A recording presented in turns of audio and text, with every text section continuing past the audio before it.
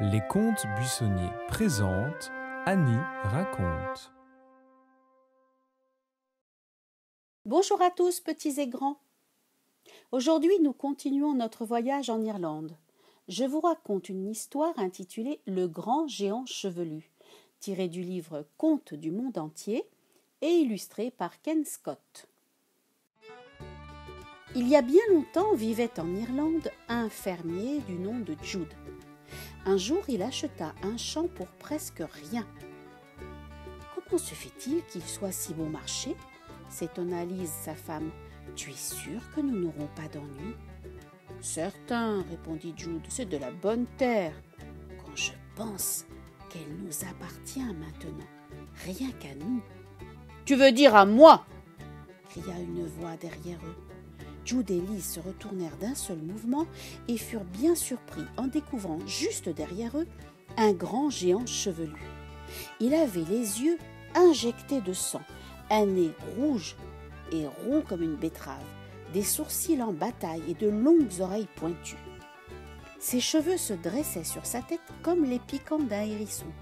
Une araignée y avait même tissé sa toile.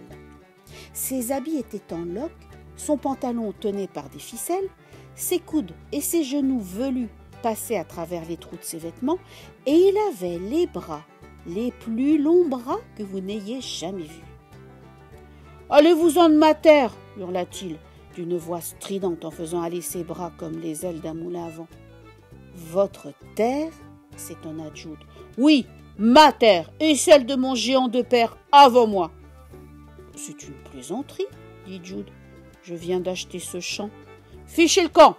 hurla de nouveau le géant en trépignant de rage. « J'étais là avant vous !»« Eh bien, j'y suis, j'y reste, » dit Jude. « Cette terre est à nous. » Le menton menaçant, ils se regardaient d'un air furieux. Ni l'un ni l'autre ne voulait céder. Alors Lise dit « Il y a peut-être une solution. Jude, tu sèmes et tu moissonnes. Ensuite, nous partageons la récolte avec le géant. » Jude ne voyait pas très bien ce qu'il gagnait à ce marché, mais Lise, d'un geste, lui imposa le silence et poursuivit. « Quelle moitié de la récolte désirez-vous, géant ? Le dessus ou le dessous ? » « Le quoi ? Désirez-vous ce qui pousse au-dessus de la terre ou ce qui pousse dans la terre ? L'un ou l'autre, décidez-vous. »« Je prendrai le dessus. » Gardez donc les racines. Alors, Jude et le géant chevelu se tapèrent dans la main et le géant partit. « Magnifique, » dit Lise. « Tu n'as plus qu'à planter des pommes de terre. » Jude laboura son champ et y planta des pommes de terre. Il sarcla les mauvaises herbes, surveilla la croissance des plantes. Au moment de la récolte, le grand géant chevelu revint et demanda sa part. « Ah, vous voilà, » dit Jude. « Prenez le dessus, tout est à vous. Les belles fanes vertes, juste bonnes à... Enfin, elles sont à vous. »« Espèce de chenapan !» rugit le géant. « Misérable escroc, ce n'est pas de jeu, pas de jeu. Je vais... » Un marché est un marché, géant. Maintenant, prenez vos fans et partez. Oh, le géant explosait de rage. C'est moi qui vous aurai la prochaine fois. Tiens, et que voulez-vous l'année prochaine ? Demanda Lise. Des tiges ou des racines ? Des racines, bien sûr. Vous pourrez garder les fans la prochaine fois. Et sur ce, le géant chevelu disparut. Qu'allons-nous faire maintenant ? Demanda Jude à sa femme. Planter de l'orge, bien sûr, mon cher époux. Le géant aura les racines. Dès que Jude eut déterré toutes les pommes de terre, il sema de l'orge. Il roula la terre et l'arrosa. Lorsque le printemps vint, de jeunes pousses vertes apparurent.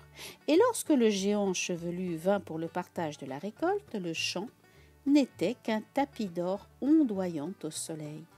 « Voilà, » déclara Jude, « je garde les tiges et vous emportez les racines. » Le géant hurla de rage.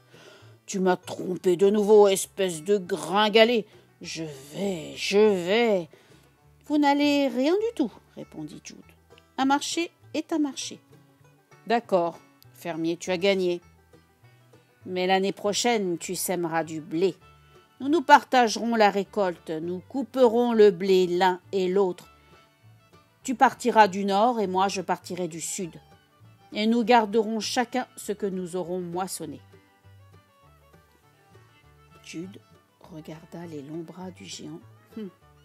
Il moissonnerait bien plus vite que lui.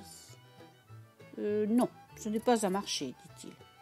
C'est cela où tu t'en souviendras, gronda le géant en frappant le sol de ses énormes pieds et en agitant ses bras velus.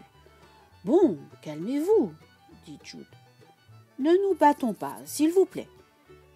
Ils conclurent donc le marché en se serrant la main et le géant s'en alla en ricanant. Jude mit tout de suite Lise au courant. Il a de si longs bras. Il coupera le blé 10 fois plus vite que moi. J'ai bien peur qu'il ne soit le plus fort cette fois. Mais Lise réfléchit un instant. Suppose qu'une partie de ce blé ait des tiges plus dures que l'autre, dit-elle.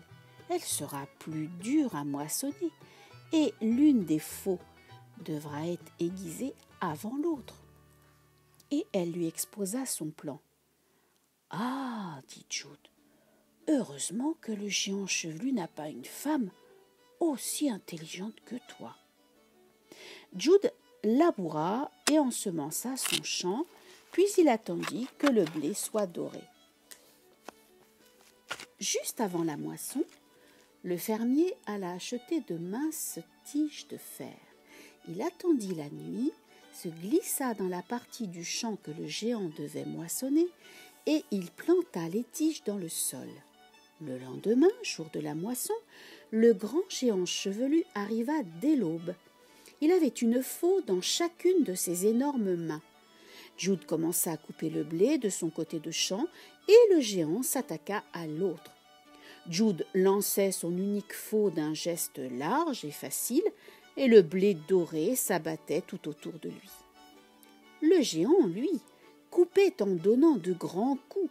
Il transpirait, il peinait, il finit par s'arrêter. « Les tiges de blé me semblent particulièrement dures de ce côté, » cria-t-il. « Ah bon ? Aucune difficulté du mien, » dit Jude. Le géant était bien trop bête pour remarquer les tiges de fer.